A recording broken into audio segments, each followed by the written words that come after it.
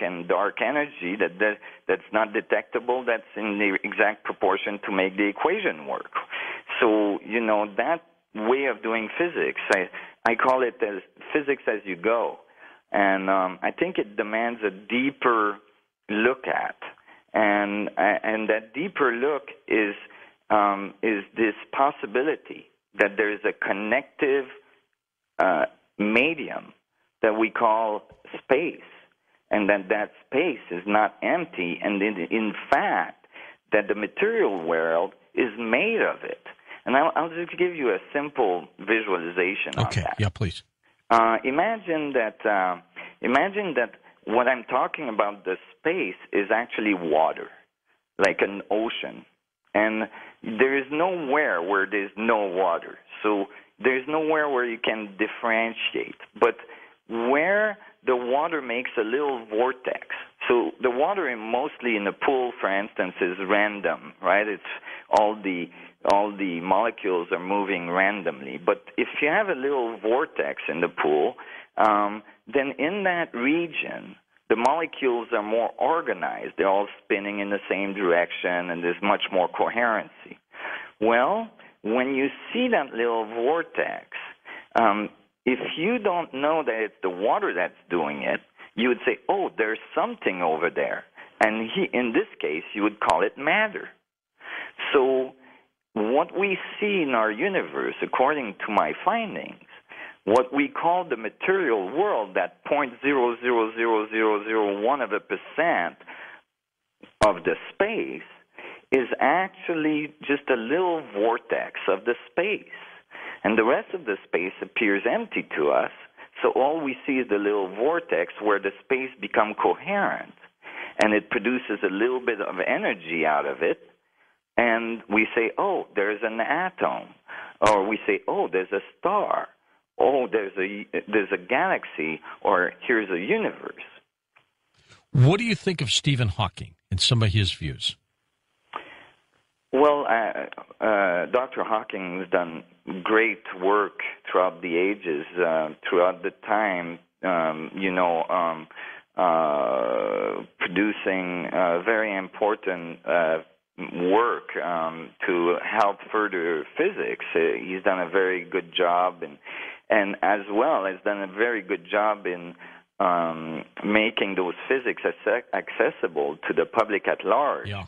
And so I have great respect for Mr. Hawking. And at the same time, one of the biggest problems with the institutionalized structures and the organizations on our planet is that the tendencies for people to continue to think in the same line of thoughts of their predecessor and the people before them. And so eventually it always leads to the same conclusion. And so it's very hard for them to break through that and actually come up with new ideas that may seem quite radical at the beginning, but may have great value. Nassim, the Renaissance Project, tell me about this. The Resonance Project. Resonance. Yes, like ringing bells. The Resonance Project is an organization I founded, a nonprofit organization that brings physicists together and scientists from all walks of life, biologists and mathematicians and so on, and we work on unified theories, on furthering unified theories and developing new understanding and bringing them to the public, as well as working on applications to these theories to further our world, because these theories are very interesting and they have great philosophical meaning. I mean, for instance, the idea that you're made of. I mean, think about it, George. Imagine that you start experiencing as yourself as these little mini black holes vortex of the space. Yeah. And because you're made out of billions of these little vortexes. And imagine that you're exchanging information with the vacuum and that, the vacuum is exchanging information back with you by feeding you your reality, which now you interpret and feed back to the vacuum and so on. Well, imagine that you understand the dynamics of this. Really, the root of consciousness becomes available to you. You can actually become a vacuum engineer.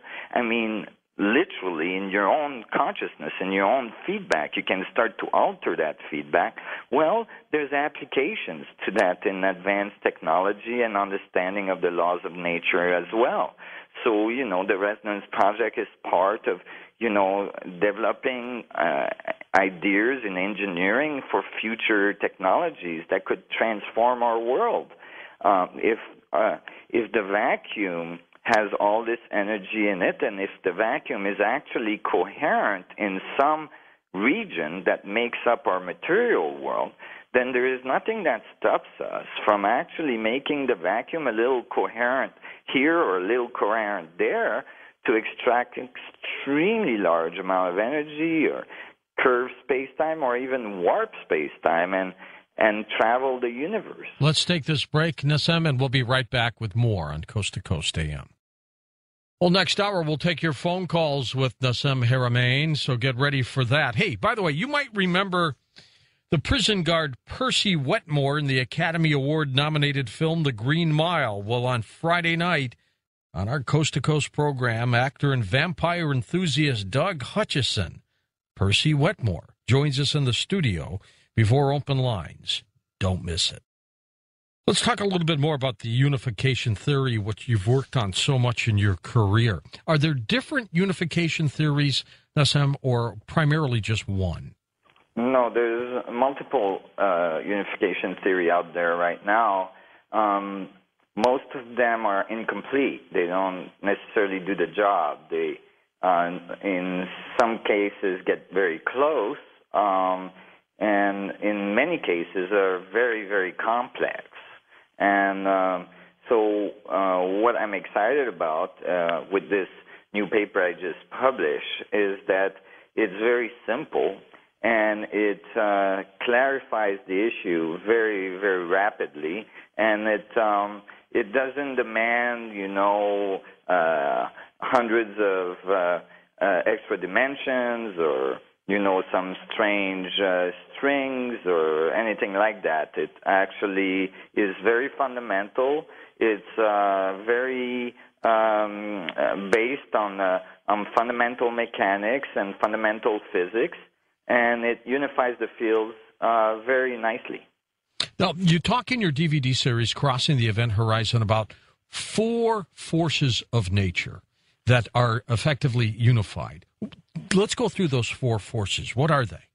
So currently there is a gravitational force and an electromagnetic force, okay, right? And there is the strong force at the atomic level and the weak force at the atomic level.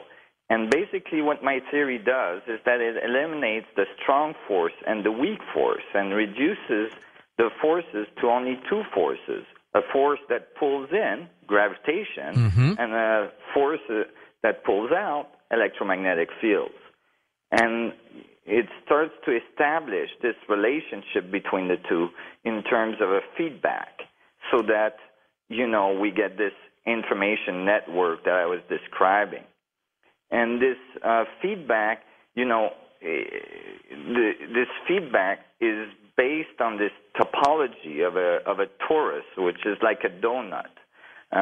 If you can imagine rolling a donut onto itself, like going from the edge of a donut, and if you could roll it towards the middle, towards the hole, then, you would have the bottom part of the donut rolling out and the inner part of the donut rolling in so that you can have expansion and contraction at the same time.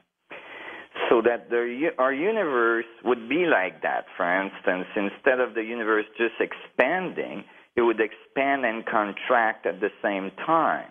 But because we are very, very small in it, and we can only see a very small portion of it, we see the expansion side because we're most likely in that section of the universe. But at the same time, at the poles of the universe, then there would be stuff going back in. We see that dynamic even at the galactic level, and we see it in the plasma dynamics of our sun. We see it all over the place. So this unification theory